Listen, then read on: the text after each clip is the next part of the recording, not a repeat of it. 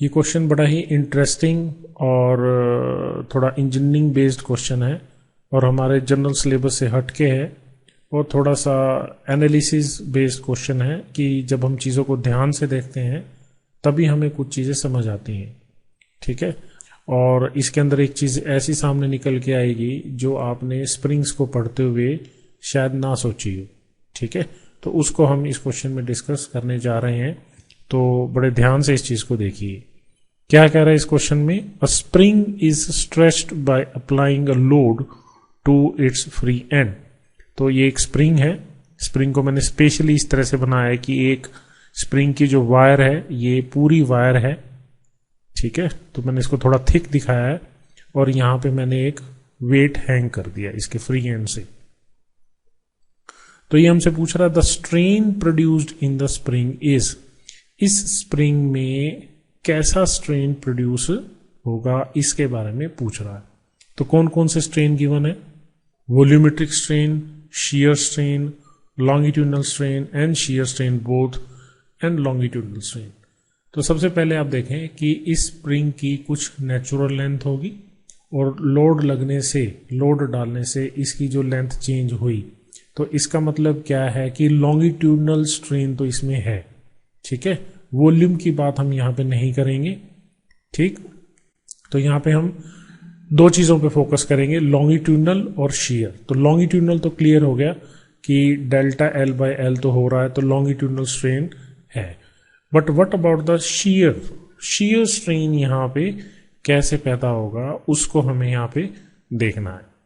तो उस बात को समझने के लिए आप यहां पे देखें, इस जगह पे मान लीजिए मैंने स्प्रिंग को यहां से काट दिया, स्प्रिंग को कट कर दिया यहां पे, और कट करने से भी पहले आप यहां पे देखें कि ये कॉइल इस तरह से घूम के आ रही है। ये कॉइल है स्प्रिंग की, ये स्प्रिंग कॉइल है, ये स्प्रिंग इस तरह से। तो अगर आप ध्यान से देखें कि इस वेट को हैंग करने से ये वाला जो हिस्सा है, ये कर्सर के साथ साथ जो चल रहा है ये वाला हिस्सा, ये पीछे है, तो ये वाला जो हिस्सा है, ये वाला हिस्सा ये नीचे जा रहा है। ठीक है, और ये बंधा हुआ है, तो ये वाला इस डॉटेड लाइन का पीछे वाला हिस्सा तो नीचे की तरफ जा रहा है और ये डॉटेड लाइन से इधर वाला हिस्सा ऊपर की तरफ पुल हो रहा है। तो अगर मैं यहां से कट करूं, इसको मैं कट कर दूं यहां से, तो मेरे को ये क्रॉस सेक्शन दिखाई देगा। ठीक है, ये क्रॉस सेक्शन, ये पिछले वाला, ये वाला जो कहां खींच रहा है, नीचे की तरफ खींच रहा है। ठीक है, तो इसको मैं ऐसे दिखा रहा हूं, और जो क्रॉस सेक्शन इधर होगा जो ऊपर की तरफ खिंचाव होगा जिसमें, ठीक है, उस क्रॉस सेक्शन को मैं ऐसे दिखा रहा हूं क्योंकि कट कर दिया। ठीक, तो ये ऐसे। तो होगा क्या कि ये जो फोर्स लग रही है, ये वाली फोर्स और ये वाली फोर्स, तो ये तो इस हिस्से को नीचे की तरफ खींच रहा है और ये वाला जो कॉइल है ये इस हिस्से को ऊपर की तरफ खींच रहा है। तो यहां पे क्या होगा, यहां पे इसके अंदर इस तरह से रोटेशन पैदा होगी और इसके अंदर जो है वो इस तरह से रोटेशन पैदा होगी।